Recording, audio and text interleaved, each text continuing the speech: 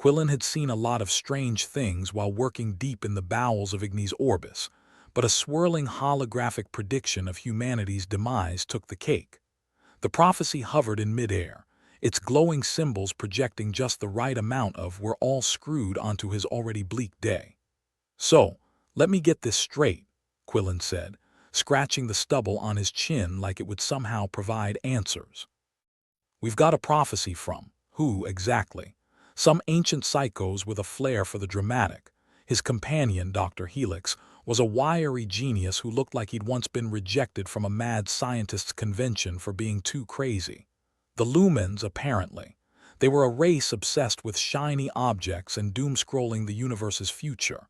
Quillen shook his head. "Great. Prophecies from people who probably thought disco would last forever." Outside the cramped lab, the planet's core thrummed like a monstrous heart. The research ship Endeavor, their home and prison, had seen better days, much like its crew. Captain Area, the type to make a pirate suspicious of who was really in charge, barged in. "All right, nerds, what's the verdict? Are we all about to become space dust, or should I keep pretending I care about regulations?" Quillen pointed at the floating doom font. "According to this, we've got a front-row seat to humanity's finale.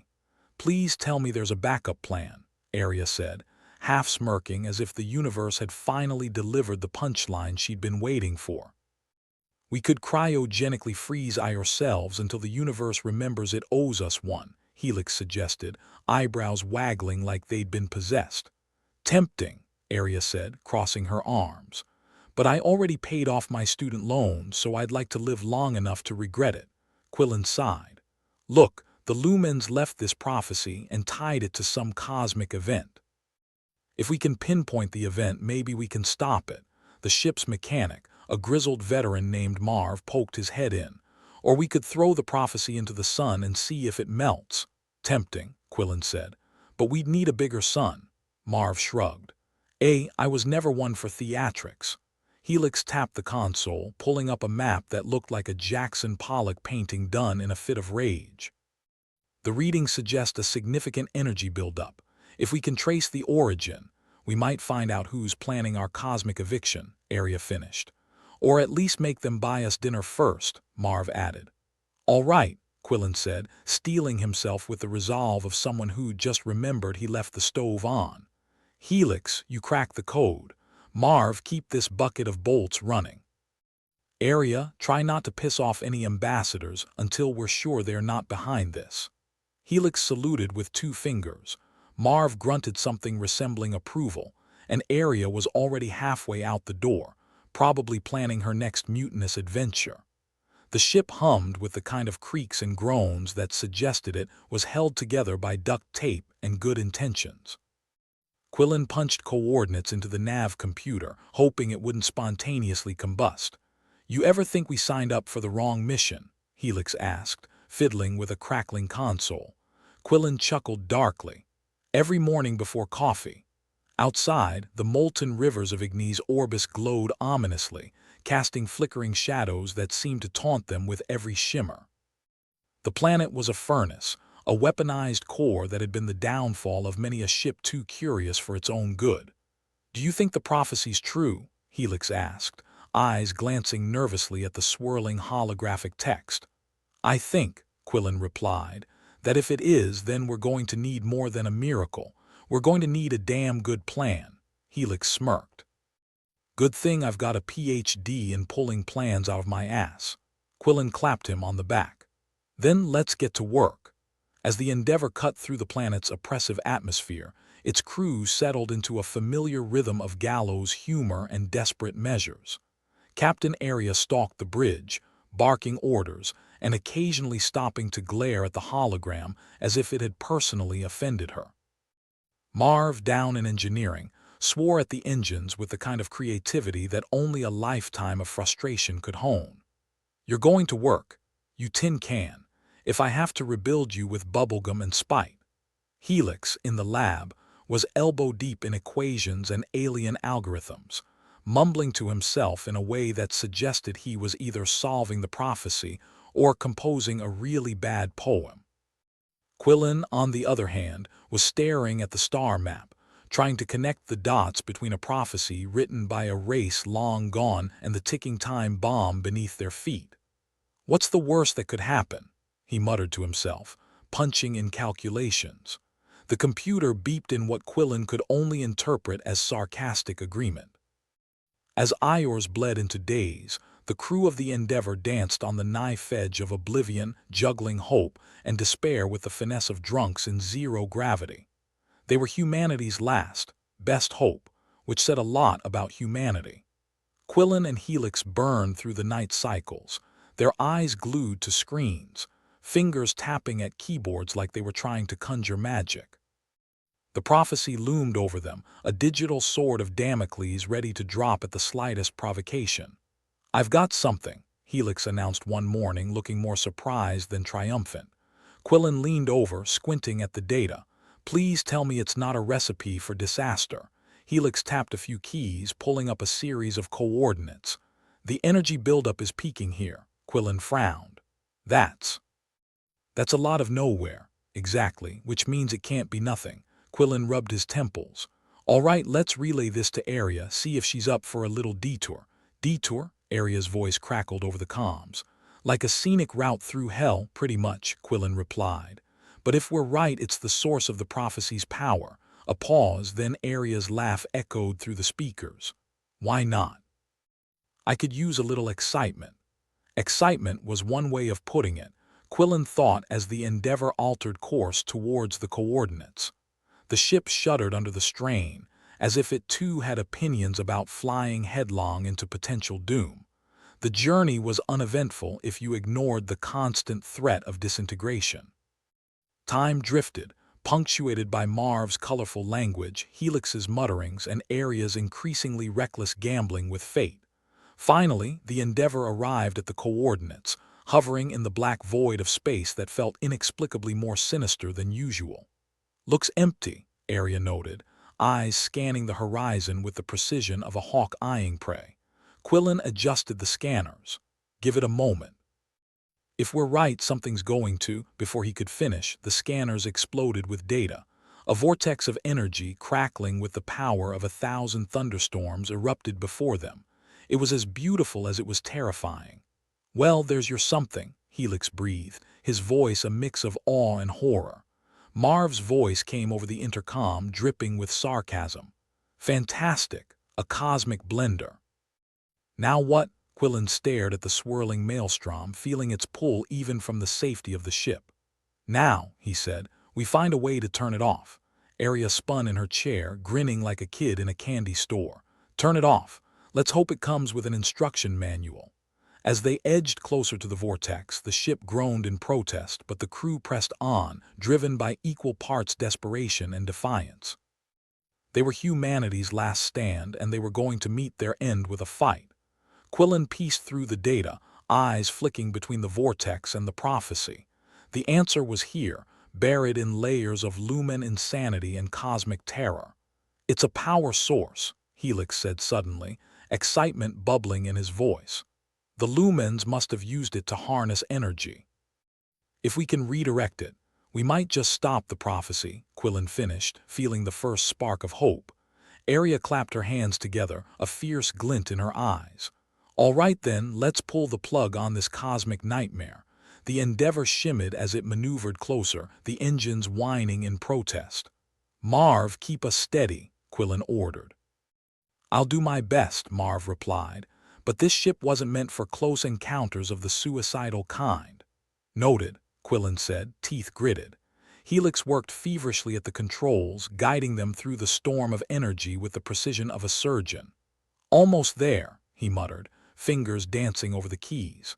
The ship lurched, alarms blaring as the vortex raged around them like a wild beast. "Helix," Aria shouted, her voice barely audible over the chaos. "I'm on it," Helix shouted back. With a final keystroke, the vortex flickered, its energy waning as the Endeavor's systems rerouted the power.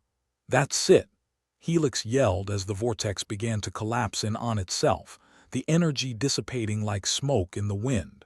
Silence fell as the last of the energy faded, the ship drifting in the aftermath of their victory.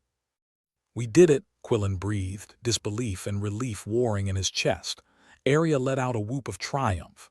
Hell yeah, we did.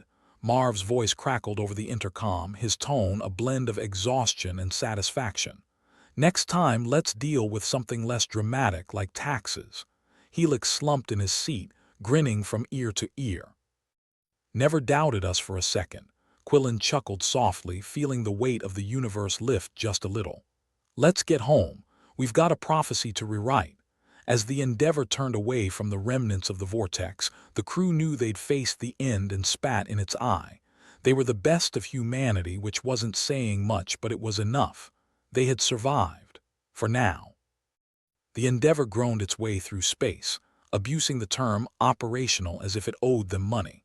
The past few days had been a roller coaster of survival, a term Quillen was quickly redefining as not dead yet. With the vortex shut down and the holographic prophecy now a bad memory, you'd think they'd get a moment to breathe. But like any good horror story, the real monsters were only just waking up. Helix was sitting in his lab, surrounded by enough blinking lights to cause a seizure in a rock, when the first anomaly hit. His screens flickered, the image of the long-gone vortex blurring in and out like a bad signal on ancient terrestrial TV. Well, that's not ominous, he muttered, tapping the screen in what was clearly a scientific attempt to fix it. Quillen was in the ship's equivalent of a lounge, the bridge but with extra sarcasm. When Arya barged in, her expression somewhere between "I just stubbed my toe" and "I will kill you if you talk." Quillen, the comms are down. I can't even get Marv to answer, and you know he never leaves his post unless the ship's on fire. Quillen sighed, feeling the weight of leadership like an itchy sweater. Fantastic. First the prophecy, now we go deaf in space. What's next? Helix decides to take up interpretive dance as a communication method. Arya snorted. Don't give him ideas. She flicked a switch, like a frustrated god trying to smite a particularly annoying planet. It's like the ship's decided it doesn't want to hear our problems anymore. Can you blame it? Quillen gestured to the panels, which were flickering with a disco level of enthusiasm. Our problems are like fruitcake. Nobody really wants to deal with them. Helix, having abandoned his lab for the slightly less crazy chaos of the bridge, poked his head in. Bad news. The anomalies are affecting everything. I've lost access to half my systems, and the other half are flirting with anarchy. Quillen groaned, a sound not unlike the ship's bulkheads when they were forced to turn left. What do you suggest, Doc? Throw more science at it.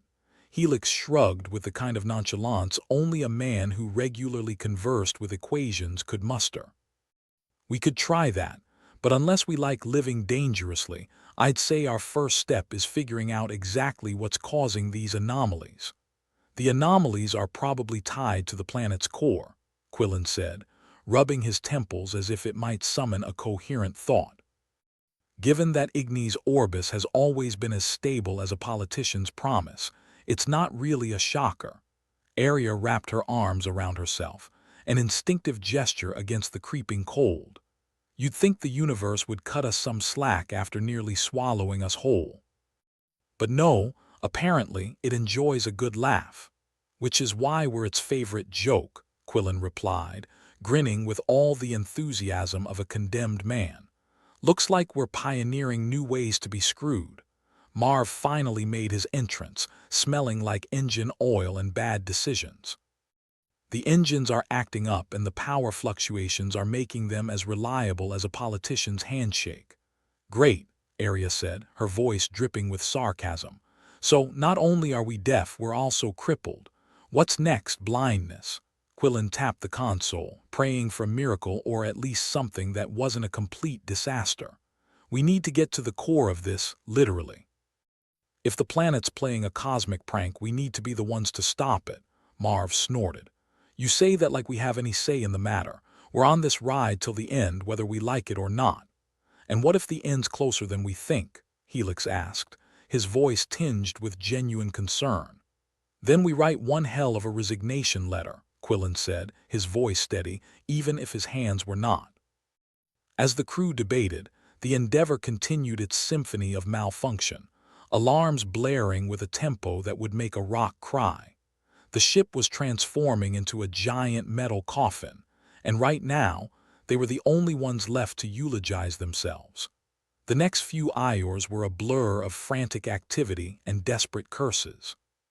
Quillen and Helix pored over schematics and data, trying to decipher the alien language of chaos the ship's systems had adopted.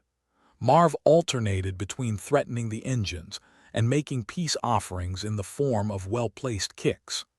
Aria remained a beacon of skepticism, challenging every assumption with the tenacity of a lawyer on steroids. "Helix, you got anything for us that doesn't involve prayer or sacrificial goats?" Quillen asked, typing furiously at the console. Helix scanned his notes, which were filled with enough Greek symbols to host a fraternity party. "There's a pattern to these anomalies. It's like they're waves emanating from the planet's core, messing with our systems the way a drunk messes with a jukebox." Quillen nodded. "So the planet's core is de-jing our demise. Lovely. Can we cut the power or at least change the station?" Helix scratched his head, failing to hide his fascination with the problem. "If we can isolate the frequency, we might be able to counter the effect. Kind of like noise-canceling headphones, but for the ship." Aria raised an eyebrow. "And what are the chances of us pulling that off without blowing ourselves up?" Helix grinned. "Better than the odds of us surviving if we do nothing." "Perfect," Quillen said, leaning back in his chair with a laugh that was much more manic than he intended. "So, we're threading the needle while blindfolded. Just another Tuesday in hell." "You know," Marv muttered, voice low and bitter, "I always knew I'd die in space. Just didn't think it'd be to a planet with a mean sense of humor." "Cheer up," Aria said, patting him on the back. "At least it'll make a great story, assuming we live to tell it." They spent the next few hours rigging up a solution, Helix leading the charge like a mad conductor. Wires crisscrossed the bridge, turning it into a nest of half-baked ideas and jury-rigged solutions. Quillen and Aria cross-checked calculations, their trust in Helix's genius only slightly less than their trust in the universe not to kill them for sport. "All right," Helix said, wiping sweat from his brow. "The system's ready. If we're wrong, this could fry every system on board, assuming we don't explode first." "High stakes, high rewards," Quillen replied, placing a comforting hand on Helix's shoulder. "In other words, business as usual." With bated breath, they activated the system. At first, nothing happened, the kind of anticlimax usually reserved for birthday parties and political debates. Then, slowly but surely, the ship's systems began to stabilize. The flickering lights settled into a soft, even glow. The alarms died, leaving a silence so profound it felt like a warm hug. "It worked," Helix said, a note of disbelief in his voice. "Against all odds, it actually worked." Aria let out a laugh, part relief, part disbelief. "Well, paint me impressed. You might just be worth all that grant money after all, Helix." Marv exhaled loudly. "Remind me to never doubt you again. Or at least, not until the next crisis." "Which," Quillen said, looking at the now placid displays, "is probably just around the corner. But hey, we're still here." "You say that like it's a good thing," Aria replied, rolling her eyes. Quillen grinned, the weight of their survival settling uneasily on his shoulders. "In a universe intent on killing us, being alive is a victory. Even if it's just for today." With the immediate crisis averted, the crew allowed themselves a moment of respite. It was fragile, this peace, and it could shatter at any moment. But for now, they would take what they could get. As they drifted through the stillness of space, the Endeavor's crew knew their fight wasn't over. They'd faced prophecies and cosmic storms, and they would face whatever else the universe decided to throw their way. Because that's what humans did best. Laugh in the face of danger and, with any luck, survive to laugh another day. The Endeavor, a testament to human ingenuity and a shrine to human stubbornness, was doing its best impression of a dysfunctional family reunion. No one wanted to be there, and everything was going wrong. As the crew members caught their breath from the latest crisis, they began preparing for the next act in this cosmic comedy. Enter Sable, the ship's engineer, a woman who could make anything run, except maybe a smoothly planned escape from a gravitational anomaly. Her demeanor was as prickly as her hair, each strand seemingly woven with caffeine and contempt. Beside her stood Ivex, the navigator whose skill with the ship's controls was rivaled only by his talent for colorful curses. "So, we've stabilized the ship," Sable said, her voice as smooth as gravel. "Now we just need to keep it from getting swatted like a bug on a windshield." Ivex smirked, adjusting his cap which bore the faded emblem of a company that had long since gone bankrupt. "Easy enough. All we gotta do is outsmart a sentient planet core. You know, the usual Tuesday night." Quillen nodded, appreciating their pessimistic optimism. "Helix figured out the anomalies are coming from the core. What we didn't expect was for it to be about as welcoming as a porcupine at a balloon festival." "Sentient defense systems," Helix added, joining the briefing with the air of a man explaining taxes to a toddler. "It's targeting any attempt to mess with it." Aria rolled her eyes. "Great. It's not bad enough that the universe is out to get us, but now the planet's personal space is off-limits too." Sable tapped the control panel, a familiar clattering noise like a code only she could decipher. "I've got a few ideas on how we might sneak past its defenses, but it'll be like trying to hide an elephant in a room full of dietitians." "Subtlety's not exactly our strong suit," Ivex said, crossing his arms. "But if we can mask our interference as something harmless, we might just stay under its radar." Quillen rubbed his chin, as if considering whether he could grow a beard by sheer willpower. "So, we need to trick a planet into thinking we're just passing through, not actively trying to give it an existential crisis." "Exactly," Sable said, her fingers dancing over the keys with the grace of a spider on a hot plate. "If we sync our systems to mimic the planet's natural rhythms, we might just slip through its defenses." Helix nodded. "Like a chameleon hiding among its own kind. Or a politician at a fundraiser," Quillen added, earning a chuckle from Ivex. The task at hand was daunting, but the crew was nothing if not resourceful. Sable and Ivex set to work recalibrating the ship's systems. They needed to make the Endeavor blend into the electromagnetic noise of the planet's core without drawing attention.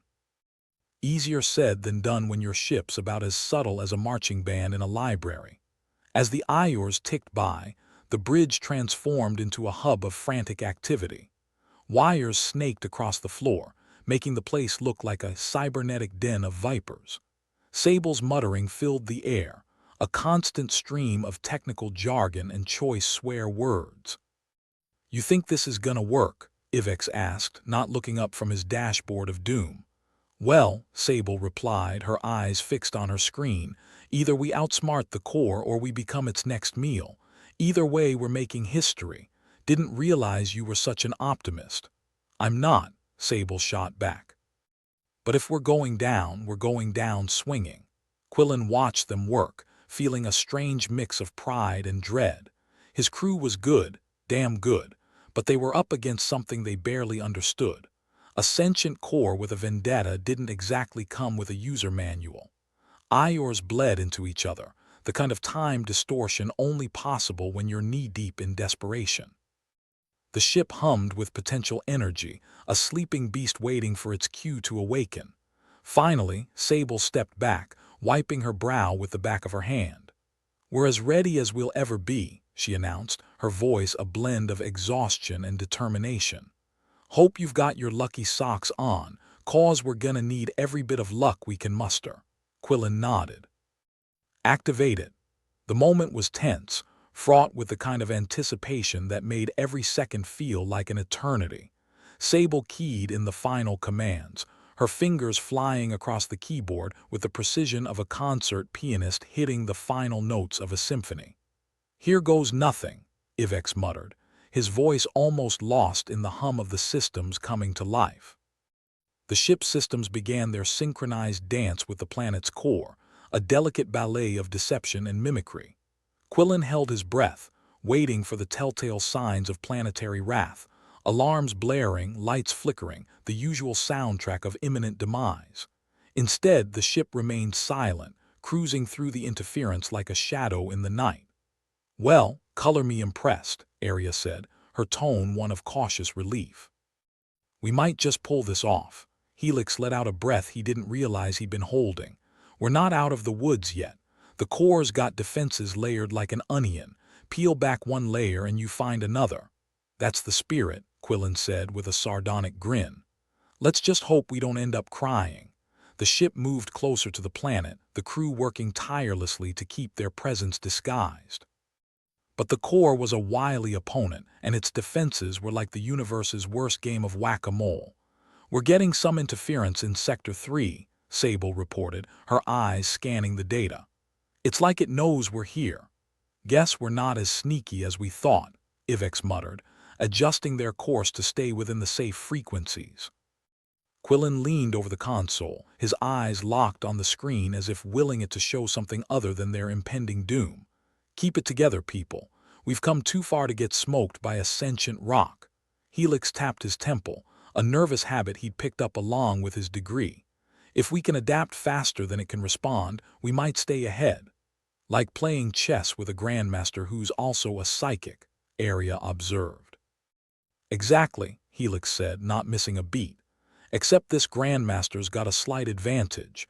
It can read our moves before we even make them. Fantastic, Quillen said dryly. Who doesn't love a fair fight? The crew redoubled their efforts, each member focused on their task with the intensity of a caffeine-fueled hacker on a deadline. The ship danced through the interference, bobbing and weaving like a boxer dodging punches. Next wave coming up, Sable announced, her voice steady despite the chaos. Hold onto your hats. The systems hummed, each fluctuation a potential death knell. Ivex navigated through the interference, his hands a blur over the controls. The core's defenses probed and pushed, seeking any weakness to exploit. Stay on target, Quillen urged, his tone a mix of command and encouragement. We've got this. You mean we're not screwed yet, Arya corrected, a smile playing on her lips despite the tension. Exactly, Quillen replied, returning her grin, which is practically a win in our book. With each passing moment, the crew learned to adapt, anticipate, and counter the core's moves. It was a delicate dance, and while they weren't exactly leading, they weren't being trampled either. Sector 5's showing some destabilization, Sable warned, her eyes flicking between screens.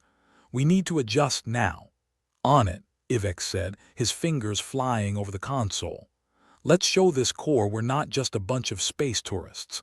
As they moved deeper into the core's territory, the pressure mounted. The ship's system strained under the constant barrage of electromagnetic interference, and the crew worked in unison to keep everything in check. We're through the worst of it, Sable announced, a hint of triumph in her voice. For now, at least. Good, Quillen said, letting out a breath. I'd hate to think we gave up our day jobs for nothing. The relief was palpable, but no one dared to celebrate. Not yet. The core was still out there, a lurking threat waiting for them to slip up, but for the moment they had managed to outsmart it. We're not home free yet, Helix cautioned, ever the realist. The core's defenses are still adapting. Then we adapt faster, Quillen said, his determination undeterred. We've survived the universe's worst jokes so far. No reason to let this be any different.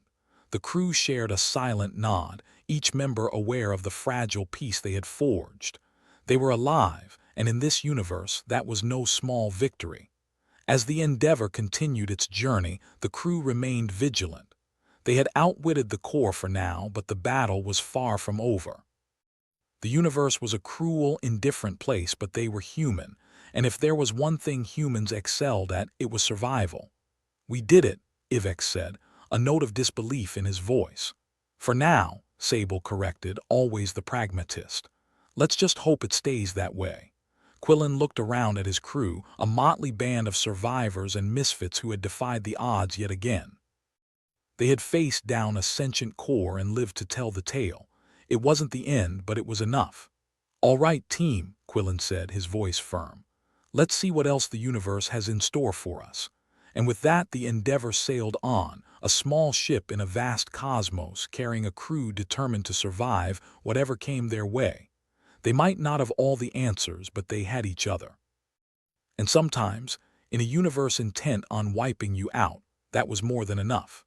The Endeavor's bridge was stuffed with more tension than a quasar ready to blow, and Quillen stood at the center of it all, feeling like a worm in a binary star sandwich. They dodged the core's defenses by the skin of their teeth, but now it was time for the real fun, a high-stakes gamble with odds even a drunk betting man would snicker at. Sable was perched on the edge of her seat, her brow furrowed as she stared at the holo display like it owed her money. "We're low on resources," she muttered, "lower than a snake's belly in a ditch, and we're fresh out of plans that don't involve some serious lunacy." "Great," Quillen said, leaning against the console with the air of a man about to stick his head into a lion's mouth. "So it's business as usual, Doctor." Helix, looking every bit the mad scientist with his hair defying gravity, piped up with a glint in his eye that was probably illegal in several star systems. "We've one card left to play, though it's more of a joker than an ace. Wouldn't be the first time we've bet the farm on a fool's errand," Ivex chimed in, tapping away at the controls with the casual ease of someone who had long ago accepted that the universe hated them. "Let's hear it," Captain Arya said, rubbing her temples like she could massage the impending headache into oblivion. Helix activated the holo display, causing a bewildering array of diagrams and equations to whirl into existence. "Mind upload technology. We interface directly with the core, read its systems from the inside." Quillen raised an eyebrow, the expression halfway between incredulity and the expression one reserves for someone suggesting a leisurely stroll through a black hole. "You're suggesting we plug someone into a planet's brain." "Exactly," Helix said, as if he just proposed a new flavor of ice cream rather than a suicide mission. Arya snorted. "And here I thought my Sunday plans were reckless." Quillen sighed, pinching the bridge of his nose. "All right, let's say we entertain this madness. Who's crazy enough to volunteer for a brain meld with a planet?" The room fell into a pointed silence. The kind that suggested everyone was suddenly very interested in the state of their shoelaces. "Ah, screw it," Quillen said, throwing his hands up. "I'll do it. Never been one to shy away from a bad idea." Sable shot him a look that could have melted titanium. "Are you sure about this? I mean, I thought you had at least some self-preservation instincts." "None whatsoever," Quillen replied with a wry grin. "Besides, I've always wanted to know what a planet thinks about during its existential crisis." "Great, we're sending our fearless leader into the cosmic soup," Ivex said, shaking his head. "What could possibly go wrong?" Helix clapped his hands together, seemingly oblivious to the sarcasm thick enough to cut with a knife. "Excellent. We'll prepare the neural interface. Quillen, you'll need to be in a relaxed state. Think of it like a very expensive, very dangerous nap." "Can't wait," Quillen deadpanned.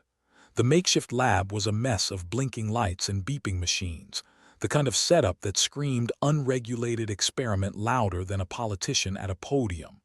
Quillen lay on a recliner, wired up with more electrodes than a cyborg on life support, while Helix fussed over him like an overcaffeinated hen. "Remember," Helix said, adjusting something that glowed ominously, "the core is a sophisticated network of sentience. It'll try to reject you, but you must assert your presence." "Assert my presence," Quillen echoed. "So, basically, act like I own the place." "Exactly," Helix replied, not catching the sarcasm. "You'll need to navigate its defenses, find the control nexus, and disable the threat before it realizes we're poking around its gray matter." "Piece of cake," Sable said dryly, tightening a bolt on a piece of machinery. "I just hope the cake isn't a lie." Captain Arya stood by, arms crossed. "You sure you want to do this, Quillen?" "It's not too late to back out, and I don't know, choose life." Quillen chuckled, the sound more brave than he felt. "Life's overrated. Besides, better me than one of you lot. Someone's got to keep this ship afloat, and I'm the most expendable." "Fair point," Ivex smirked. "Godspeed, you glorious bastard." Quillen took a deep breath as Helix activated the interface. His vision blurred, surroundings melting away like a bad dream.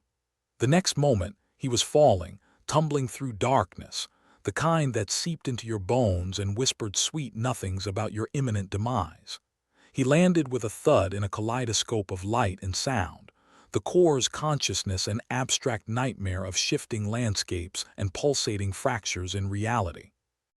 It was like being trapped in a Salvador Dali painting after one too many shots of space whiskey. Well, Quillen muttered to himself, this is nice and cozy. The core's defenses loomed like digital specters, probing his mind with the subtlety of a freight train. He could feel the pressure, the alien presence pushing against his consciousness, and fought back with what he hoped was enough moxie to pass for confidence. Hey there, he said, projecting his thoughts with all the charm he could muster. Just dropping by to say hi.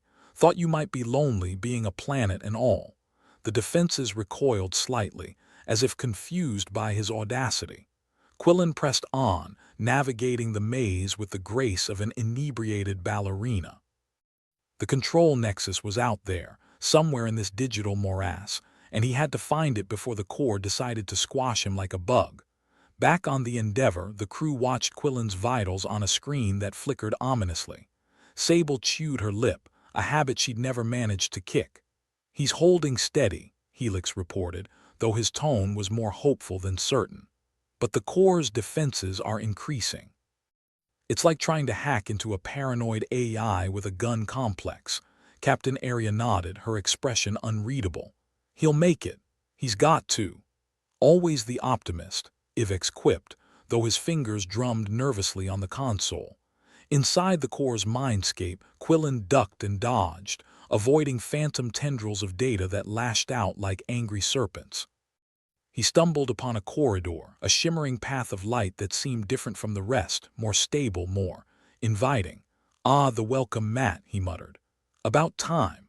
He followed the path, senses tingling with the awareness that he was entering the lion's den. The corridor led to a chamber, a vast, pulsating heart of light and shadow the core's mind laid bare. Well, this is it, Quillen said to himself. Moment of truth. The nexus loomed before him, a tangled web of energy and thought. Its complexity was mind-boggling, but he wasn't here for the sightseeing. All right, you overgrown chunk of rock, he said, reaching out mentally. Let's have a chat about those pesky defenses of yours. The core reacted, flaring with energy, but Quillen held his ground. He projected his presence, his will, refusing to be intimidated by the sheer scale of the intelligence he faced. Back on the ship, Helix monitored the readings with bated breath. He's doing it, he whispered, more to himself than anyone else. He's interfacing with the Nexus. Don't jinx it, Sable warned, crossing her fingers. Inside the core, Quillen felt the walls of thought and data closing in, probing his mind with increasing intensity. He pushed back, focusing on the task at hand, disabling the systems that threatened the Endeavor. The core's defenses were relentless, but Quillen had a trick up his sleeve. He fed it the one thing it wasn't prepared for, a distraction. Thoughts of absurdity, randomness, the kind of chaos that only a human could conjure. The Nexus faltered, confused by the influx of illogical data. Quillen seized the opportunity, zeroing in on the control systems, tweaking them with a deftness born of desperation. Gotcha, he muttered, feeling the resistance crumble as he disabled the core's primary defense protocols. The system shuddered, then settled into a low hum. Back on the Endeavor, the crew watched the screens with a mix of disbelief and elation. It's working, Helix said, his voice filled with awe. He's actually doing it. Of course he is, Ivex said, grinning. Guy's too stubborn to die. Quillen felt the core's presence recede, the pressure lifting as if a weight had been removed from his chest. He took a moment to catch his mental breath, then began the process of returning to his own body. The transition was jarring, as if being yanked from a dream by a particularly insistent alarm clock. He blinked, finding himself back in the makeshift lab, the concerned faces of his crew peering down at him. Welcome back to the land of the living, Captain Arya said, though her relief was palpable. How long was I out? Quillen asked, his voice hoarse. Long enough, Sable replied, handing him a cup of something warm and presumably non-toxic. And for the record, if you ever pull a stunt like that again, I'll kill you myself. He took a sip, savoring the burn. Wasn't planning to make it a habit. Helix clapped him on the shoulder, his grin wide enough to split his face. You did it, Quillen. You've disarmed the most potent defenses. We're in the clear, at least for now. Well, Quillen said, leaning back with a weary smile, I guess that means it's time to see what else the universe has in store for us. Can't be worse than what we've just been through, right? Ivex chuckled, shaking his head. You just had to say it, didn't you? The crew shared a laugh, their camaraderie a beacon in the dark, hostile expanse they called home. They had survived another day, outwitted a sentient core, and lived to tell the tale. In the grand scheme of things, it wasn't much, but for now it was more than enough. Quillen watched as his crew settled back into their roles, each one a part of the chaotic, wonderful mess that was the Endeavor. They had faced the universe's worst, and they were still standing. In a cosmos that seemed determined to crush them, that was something to be proud of. All right, team, he said, his voice steady and full of hope. Let's get back to it. We've got a universe to survive.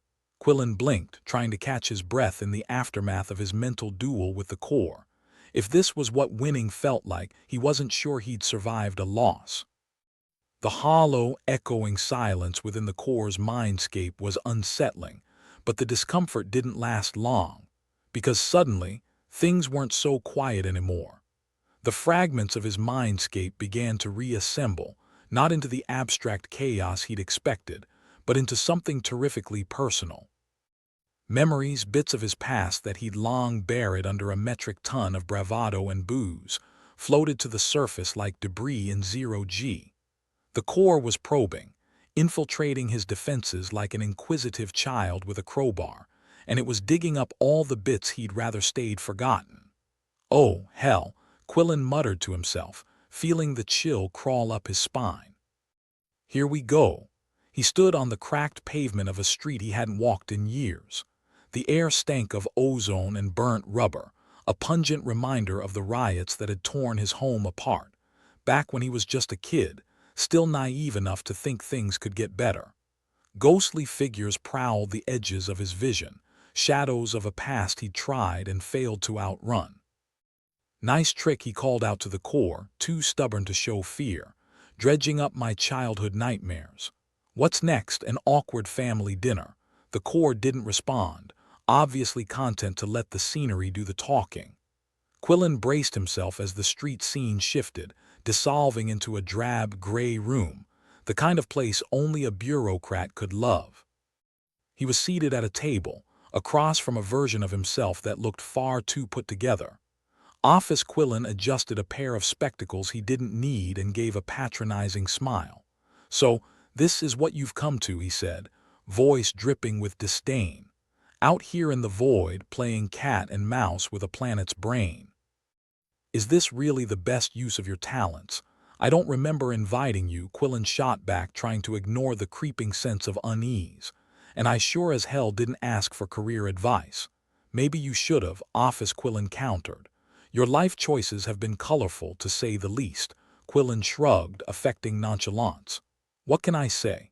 Suit and tie never really suited me. Besides, I'm doing what needs doing, more than you ever did behind that desk. The scene shifted again, the oppressive room melting away into the halls of the academy he'd once been so proud to attend. The kind of place where dreams went to die and ambition was an unwelcome guest. Distant echoes of laughter surrounded him, the mirthless kind that gnawed at his composure. He saw his old classmates, smug and successful, marching forward to their promising futures while he, the eternal screw-up, lagged behind. You're not real, he muttered, struggling to shake off the disorienting fog that the core's manipulations had cast over him. None of you are. Back on the Endeavor, things were going from bad to worse. Alarms blared with the persistence of a toddler demanding attention, and Captain Aria was doing her best to keep the crew from falling apart. All right, listen up. She barked over the cacophony. Automated defense drones are inbound, and they're not here for a polite chat. Wonderful, Ivex groaned, smacking his forehead against the console. Just what we needed, flying homicidal toasters. Helix was frantically tapping at his terminal, fingers moving with the urgency of a man trying to defuse a bomb. "We need to reboot the comms," he said almost to himself. "Without them, we're sitting ducks. Sable, how are we on resources?" Arya asked, trying to keep her voice steady. Low and getting lower, Sable replied, her tone clipped. "We've got enough juice to give him a nasty surprise, but not much more." "Good enough," Arya said with a grim nod. "Let's make it count. Ivex, see if you can get us a tactical advantage. I want those drones out of commission before they decide to redecorate the ship." "On it," Ivex replied, already plotting maneuvers with the focus of a chess master on a caffeine bender. In the midst of chaos, the crew worked together, the tension between them a constant reminder of the stakes. They had no choice but to rely on each other, each member a vital cog in the survival machine. Back in the Corps' mindscape, Quillen fought to regain control, pushing back against the memories with sheer force of will. The Corps was relentless, trying to wear him down, but he wasn't about to give it the satisfaction. The mindscape flickered, shifting to a scene he recognized with a pang of bitterness. The bridge of the Endeavor, but not as it was now. This was the bridge of a time when things were simpler, before fate had taken its pound of flesh. A younger, less weary version of himself stood at the helm, surrounded by familiar faces. Faces that time had taken, that he hadn't been able to save. Their ghostly visages studied him with a mix of disappointment and pity, and the weight of their gazes was almost unbearable. "You couldn't save us," one of them said, a whisper that cut deeper than any blade. Quillen clenched his fists, refusing to flinch. "I'm sorry," he said, the words feeling inadequate even in a fabrication. "I'm sorry, but I'm not done yet. I've got people counting on me, people I can still save." The ghosts faded, and Quillen felt the Corps retreat, its assault on his psyche losing steam. It couldn't understand, couldn't comprehend the stubborn resilience that simmered beneath his jaded exterior. It didn't know what it was like to be human, to have everything fall apart and still crawl back from the brink. He focused on the task at hand, navigating the mindscape with renewed purpose. The Corps' defenses might have been formidable, but they were far from infallible. He could see the seams, the cracks in its armor, and he knew how to exploit them. On the Endeavor, the crew was engaged in a deadly dance with the drones, the ship jolting with each near miss. Arya's voice cut through the tension like a knife. "Helix, any luck with those comms almost there?" Helix replied, his voice tight with concentration. "Just a few more there." The lights flickered and the comm screen lit up, a small victory amidst the chaos. "Comms are online," Helix declared, relief evident in his tone. "No time to celebrate," Arya said, a steely determination in her eyes. "Let's give those drones something to remember us by." With the comms restored, Ivex and Sable worked in tandem, coordinating their efforts to create a makeshift electromagnetic pulse. It was a risky play, one that could wreak havoc on their own systems, but the alternative was far worse. "Ready to fry some circuits?" Ivex asked, trying to inject some levity into the dire situation. "Let's cook him," Sable replied, her voice steady. With a flick of a switch, the EMP blasted out from the Endeavor, a pulse of energy designed to disrupt and disable the drones. The ship shuddered under the strain, but the effect was immediate. Through the viewport, the crew watched as the drones wavered, their flight patterns becoming erratic before they dropped like stones. "Good shooting, team," Arya exclaimed, a rare smile breaking through her usual stoic demeanor. "Now let's make sure we're not next." Quillen's mindscape was stabilizing, the Corps' malicious influence fading as he reasserted control. He was battered, bruised, but unbroken, and he had one last trick to play. Returning to the heart of the Corps, he focused on the control systems, using every ounce of willpower to complete what he'd started. The Corps resisted, but Quillen was relentless, his determination a force of nature. "You picked the wrong guy to mess with," he muttered, gritting his teeth as he worked. "I'm not stopping until this is done." And finally, he did it. The last defense fell, the Corps systems yielding to his command. It was a hollow victory, knowing the cost, but it was a victory nonetheless. On the Endeavor, the crew was catching their breath, the immediate threat neutralized but the tension still high. Arya looked around at her team, the relief in their eyes tempered by the awareness of how close they'd come to oblivion. "Is he coming back?" Sable asked, her voice tinged with worry. "Quillen, what if he doesn't make it?" "He'll make it," Ivex said, more confident than he felt. Guy's got a knack for cheating death. Helix was monitoring the neural interface, his expression one of intense focus. "We're bringing him back now," he said, fingers flying across the controls. Quillen's transition back to reality was abrupt, the jarring sensation of being thrust into his own skin like a suit that didn't quite fit. He gasped, drawing in a ragged breath as consciousness returned with a vengeance. "Welcome back," Arya said, her relief palpable. "You really know how to keep us on our toes." Quillen managed a weak smile, feeling like he'd just gone 12 rounds with a black hole. "Just another day at the office, right?" Ivex laughed, shaking his head. "You're insane, you know that. Insanity's a requirement for this job," Quillen replied, his voice hoarse but steady. "And besides, what's the fun in playing it safe?" As the crew gathered around, the threat behind them but the challenges ahead still looming large, Quillen felt a renewed sense of purpose. They'd survived by the skin of their teeth and against the odds, but they were still standing. In the vast, uncaring expanse of space, that counted for something. "All right," he said, addressing the crew with renewed resolve. "We've got a universe to survive, and I don't know about you, but I plan on doing just that." The Endeavor's crew shared a moment of laughter, a sound that, despite everything, felt like a defiant promise to the stars. They might be battered, their path uncertain, but they had each other, and for now, that was more than enough.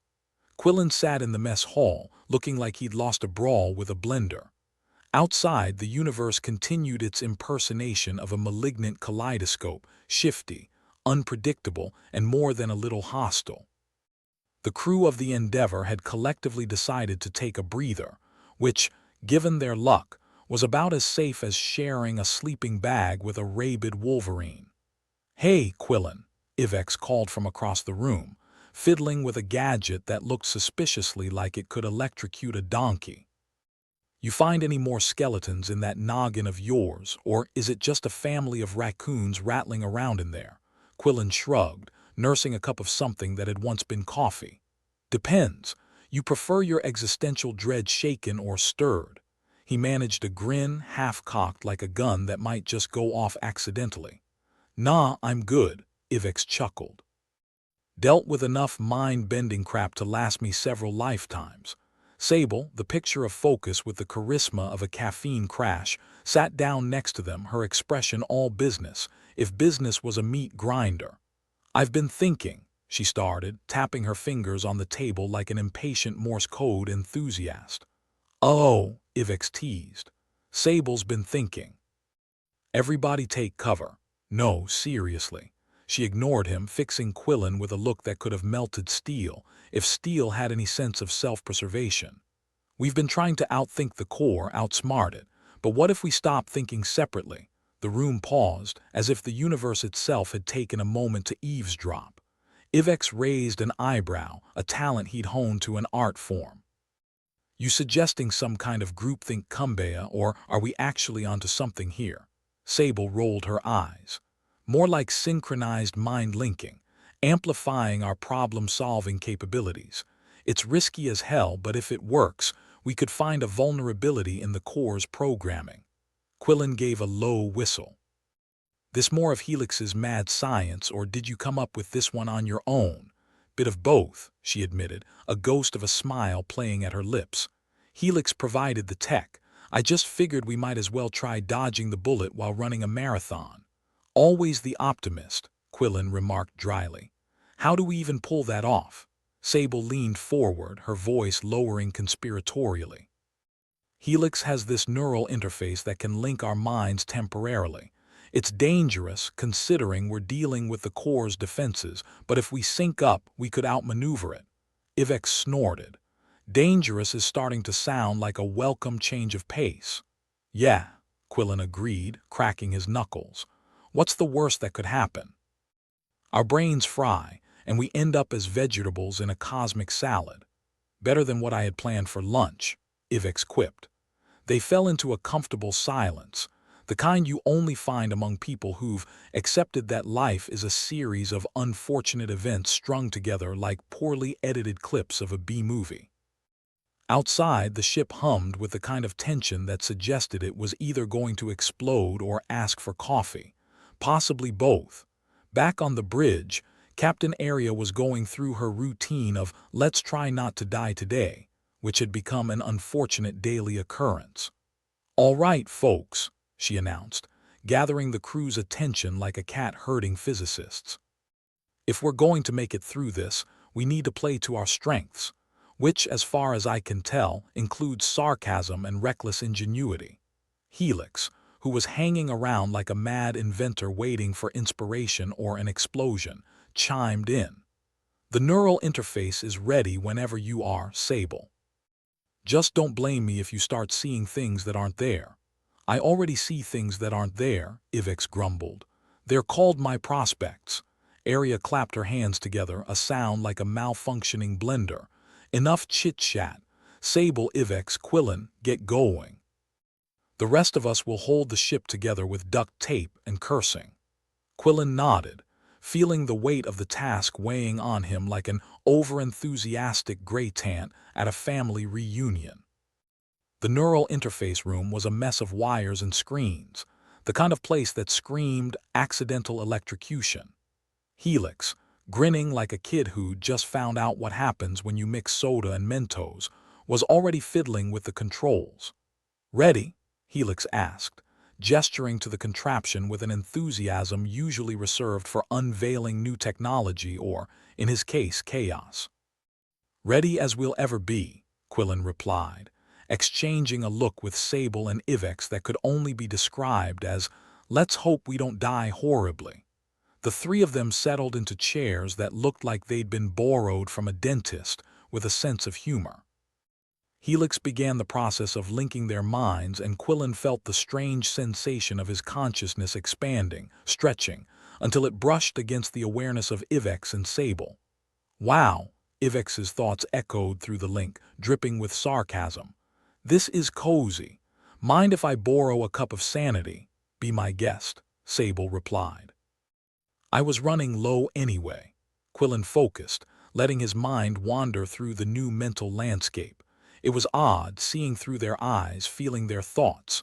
But it was also exhilarating, like discovering a new room in a house you thought you knew inside out. "All right, let's do this," Quillen thought, feeling the determination pulsing through their shared connection. Together they pushed against the core's defenses, probing for weaknesses. The core fought back, the mental equivalent of a grumpy bouncer who'd had one too many bad days. But the synchronized minds of the three humans were relentless, pressing forward with a stubbornness that would have made mules look cooperative. As they worked, Quillen caught glimpses of the others, Sable's calculated precision, Ivex's chaotic creativity. Together they were a force to be reckoned with, their combined skills creating a synergy that the core hadn't anticipated. "There," Sable's thought pinged across the connection, highlighting a vulnerability in the core's programming. "Hit that spot and we might just get through." "On it," Ivex replied, his mental voice full of mischief and focus. They concentrated their efforts, exploiting the flaw with the brutal efficiency of a shark smelling blood. The core buckled under the assault, its defenses crumbling like a poorly baked souffle. They were through. Back in the real world, the Endeavor shuddered as the core's grip on the ship weakened. Alarms blared, the ship system struggling to adjust to the sudden change. Aria's voice cut through the chaos, a lifeline in the storm. "Whatever you're doing, keep doing it. We're getting control back." The connection between Quillen, Sable, and Ivex dissolved, leaving them breathless and disoriented but triumphant. "Did we just?" Ivex gasped, a grin spreading across his face.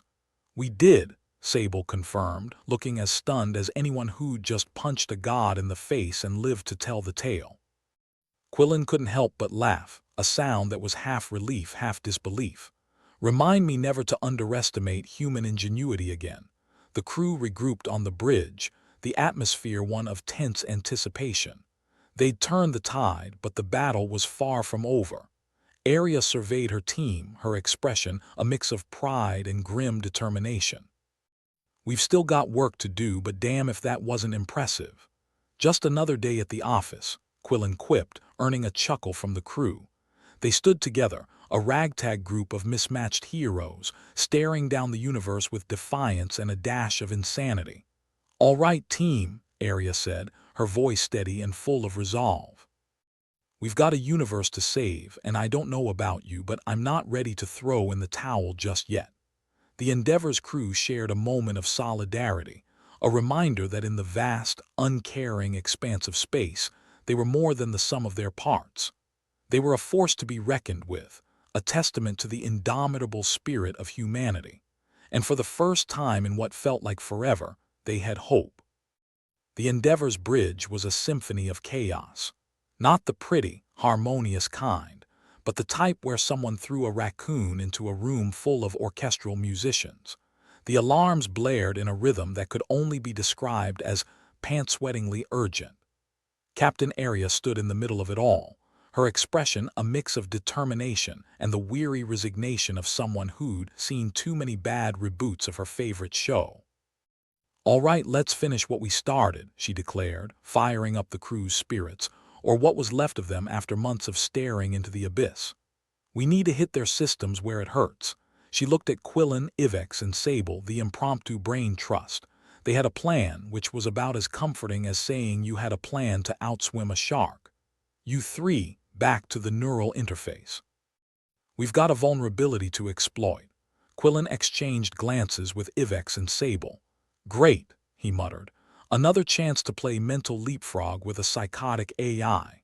Wouldn't have it any other way," Ivex added, with a grin that suggested he found the idea of neural frying mildly appealing.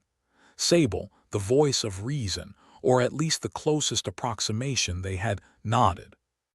"Let's get this over with before the ship decides to start a mutiny." The trio made their way back to the neural interface room, now an all-too-familiar nightmare of wires and blinking lights.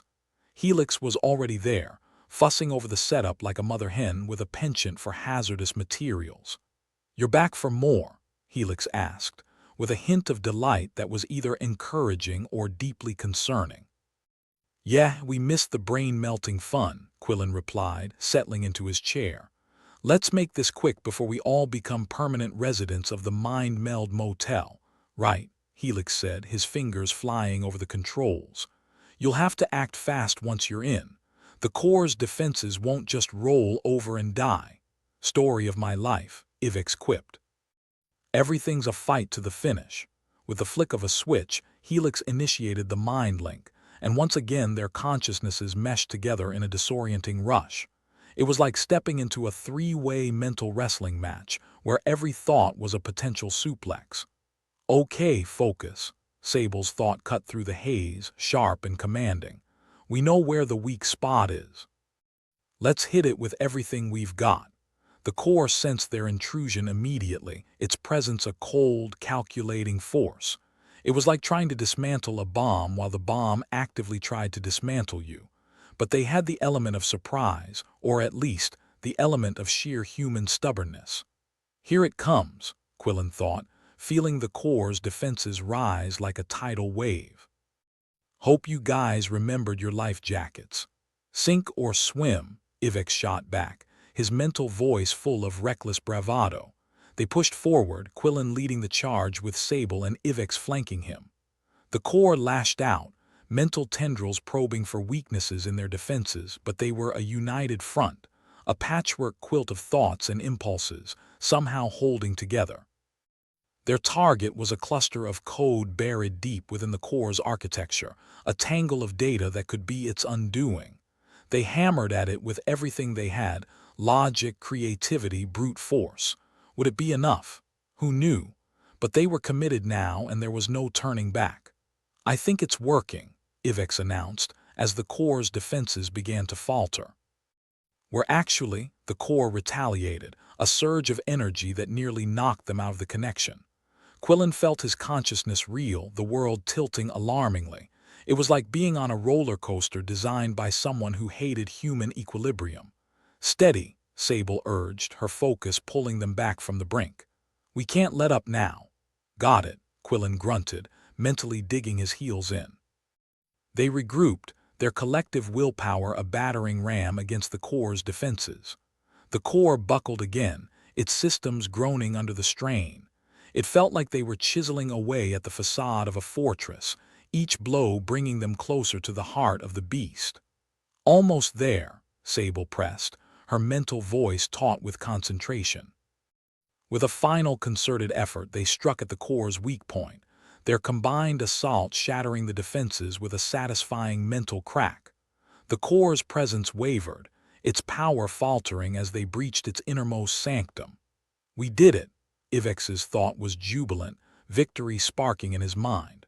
Quillen felt the core begin to unravel, its influence over the ship dissipating like smoke in the wind. Pulling back, he thought, guiding the team out of the connection. As they returned to their senses, the neural interface room came into focus. Helix was waiting, his expression a mix of relief and admiration. "You're back," he said, like he'd been holding his breath the entire time. "Yeah," Quillen replied, rubbing his temples to ward off the impending headache. "I think we just told a super-intelligent AI to take a hike." Back on the bridge, Captain Aria was monitoring the ship's systems, her demeanor tense but hopeful. The alarms had quieted, replaced by the steady hum of a ship returning to normalcy. "Status report," she demanded, her eyes fixed on the chaotic dance of data across the screens. "The core's been disabled," Sable confirmed, her voice steady. "For now, at least, we're in control." The relief was palpable, a collective exhale from a crew that had been holding its breath for far too long. Aria allowed herself a small smile, the kind that said, "Good job, now get back to work." "Excellent," she said, nodding to the team. "But don't get too comfortable. We need to make sure it stays that way." "Right," Quillen said, leaning back in his chair with a sigh. "Because nothing's ever simple with us, is it?" "Wouldn't know what to do with simple," Ivex replied, already tinkering with a device that looked suspiciously like a toaster with delusions of grandeur. As the crew settled into the uneasy calm, Aria looked around at her team, this ragtag group of misfits who had somehow managed to pull off the impossible. She felt a surge of pride, tempered by the knowledge that their work was far from over. "We've got a universe to navigate," she reminded them, her tone firm but encouraging. "And I expect each of you to keep it together. No more surprises, all right." "Hey, if the universe behaves, so will we," Quillen promised, though they all knew the universe wasn't in the habit of playing nice. The crew returned to their stations, the ship buzzing with the energy of a team that had stared into the abyss and decided it wasn't quite their time to jump in. The Endeavor was back on course, its mission far from complete, but for the first time in a long while, they had something resembling hope. And maybe, just maybe, that was enough to carry them forward. As they moved through the stars, Sable turned to Quillen with a wry smile. "You know, for what it's worth, you did pretty well in there." "Thanks," he replied, his own smile tugging at the corners of his mouth. "But let's not make a habit of this telepathic team-building exercise." Ivex laughed, a sound that was pure mischief. "Yeah, next time let's just stick to trivia night." Quillen chuckled, feeling the tension begin to ease. "Deal." "But I warn you, I'm a master of useless facts."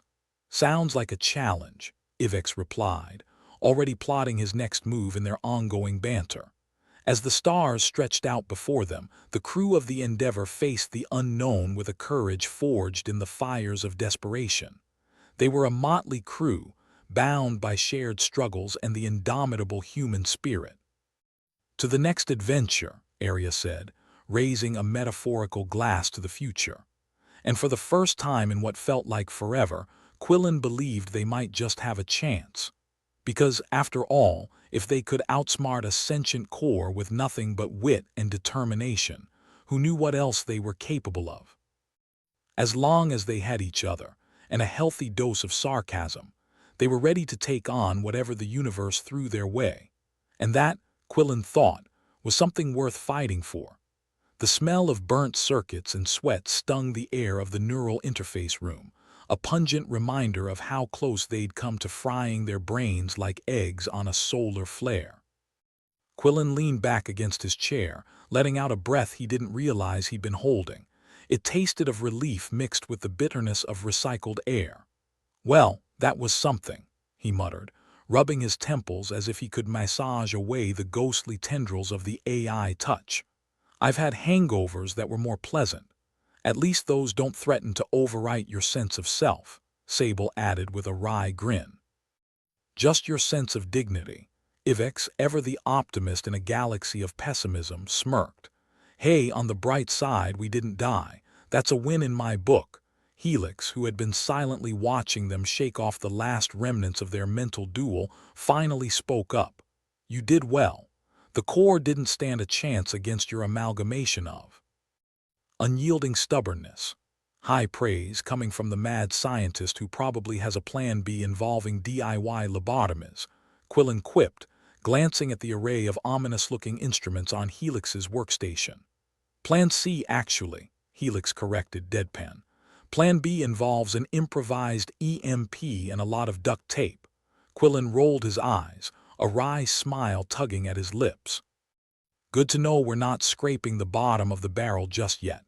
The crew filtered out of the neural interface room, their movements sluggish but laden with the peculiar lightness that only comes after cheating death. Again, back on the bridge, Captain Aria's presence was a beacon of weary determination. "So, what's next, O fearless leader?" Quillen asked, flopping into a chair as if it were a lifeboat in a storm. Aria gave him a look that was equal parts admiration and exasperation. "We plot a course back to Earth, preferably one that doesn't involve gravitational anomalies or hostile AI." "Sounds straightforward," Sable remarked, arching an eyebrow. "Which means it's probably going to be anything but welcome to our lives," Ivex chimed in, already fiddling with a small device that seemed to be made of spare parts and misplaced ambition. "Bet you 5 credits we encounter space pirates next." Quillen chuckled, shaking his head. "Nah, our luck, it'll be a cosmic entity with a personal vendetta." Aria sighed, but there was a hint of a smile on her lips. "Let's just focus on getting back in one piece, shall we?" As the ship began its steady journey towards home, the crew fell into a rhythm that was as familiar as it was chaotic. Repairs needed to be made, systems checked and rechecked, and about 1,000 minor crises averted with nothing more than duct tape and a prayer. In the mess hall, a place that had seen its share of both camaraderie and conflict, Quillen sat nursing a cup of something that might once have been coffee. Sable joined him, her expression thoughtful. "You know, for all the insanity, this crew works well together," she said, her tone laced with a hint of disbelief. Quillen snorted. "That's because we're all equally crazy. Misery loves company and all that." "Maybe," Sable replied, a small smile playing on her lips. "Or maybe we're just good at making the best of a bad situation." "Speak for yourself," Ivex interjected, plopping down next to them with a plate of what was generously labeled food. "I thrive in chaos." "That's because you create most of it," Quillen shot back, unable to keep the grin off his face. As the days turned into weeks, the Endeavour continued its trek through the stars. There was a sense of cautious optimism on the ship, a fragile hope that maybe, just maybe, things would turn out okay, or at least not catastrophically terrible. In the neural interface room, Helix was busy tweaking the system, ensuring that their victory over the core wasn't a temporary fluke. Aria watched him work from the doorway, arms crossed and a thoughtful expression on her face. "You did good, Helix," she said, her voice cutting through the quiet hum of machinery. He glanced up, surprise flickering across his features before it was replaced by a wry grin. "I'm just relieved we didn't have to resort to Plan B." "Always the optimist," Aria replied, shaking her head. "But seriously, thank you. We couldn't have done this without your unique approach." "Unique is one way to put it," he replied, turning back to his work. "But you're welcome." Elsewhere on the ship, Ivex had cornered Quillen with a mischievous glint in his eye. "So, about that trivia night. You up for it?" Quillen groaned, but there was no real protest in it. Fine, but if I win, you're buying drinks for a week. Deal, Ivex agreed, his grin stretching from ear to ear. But when I win, I get to pick the next mission. You mean the next disaster waiting to happen? Sable called out from across the room. Exactly, Ivex replied, not missing a beat. Despite the jabs and jests, there was a warmth underlying their interactions, a bond forged in the fires of shared adversity. They were more than just a crew, they were a family, albeit a dysfunctional one. In the weeks that followed, the Endeavor drew ever closer to Earth, a speck in the vastness of space that represented both a return to normalcy and the promise of new challenges. The crew moved with a sense of purpose, each task a step towards the finish line. As they approached the final stretch, Captain Aria gathered her crew on the bridge. The familiar faces that surrounded her were etched with fatigue but also determination. We're almost there, she said, her voice steady and confident. Let's finish strong. Quillen couldn't resist a smirk. Does that mean no unexpected calamities for once? One can hope, Aria replied, a glint of humor in her eyes. But let's not jinx it. The last leg of their journey was a blur of activity, each crew member falling into their roles with practiced ease. Even as they neared their destination, the sense of tension that had been their constant companion began to ease, replaced by a cautious optimism. As the Endeavor entered Earth's orbit, the ship's comms crackled to life, a sound that was both foreign and familiar after so long in the silence of space. "This is Earth Command to Endeavor," a voice announced, crackling with static. "Welcome home." The bridge erupted into cheers, the weight of their journey lifting at last. Aria allowed herself a rare smile, one that reached her eyes and spoke of relief and pride. "We did it," she said, her voice barely audible over the din. Quillen leaned back in his chair, watching the celebration unfold with a satisfied grin. "Yeah, we did, and we didn't even need a miracle for once. Just a lot of luck and stubbornness," Sable added, her tone light. Ivex, never one to miss an opportunity, raised an imaginary glass. "To us, and to surviving the universe's worst." The crew joined in, their voices a chorus of triumph. They had faced the unknown and emerged victorious, their journey a testament to the power of human spirit and a healthy dose of sarcasm. As the Endeavor made its final descent towards the planet, the crew settled into a comfortable silence, each lost in their thoughts. The future was uncertain, but for the first time in what felt like forever, it was a future they could face together. "Here's to the next adventure," Aria said softly, her gaze fixed on the blue-green orb growing larger in the viewport. Quillen nodded, a smile tugging at his lips. "Yeah, and maybe next time, no sentient AI trying to kill us." "Don't jinx it," Ivex warned, but there was laughter in his voice. As the Endeavor touched down, a sense of accomplishment enveloped the crew, their return a victory in its own right. They had journeyed through the stars and faced the unknown, and in doing so, forged unbreakable bonds. Together, they stepped off the ship and onto solid ground, ready for whatever challenges lay ahead. They were a motley crew, bound by shared struggles and the indomitable human spirit. And for the first time in what felt like forever, Quillen believed they might just have a chance. Because, after all, if they could outsmart a sentient core with nothing but wit and determination, who knew what else they were capable of? As long as they had each other, and a healthy dose of sarcasm, they were ready to take on whatever the universe threw their way. And that, Quillen thought, was something worth fighting for.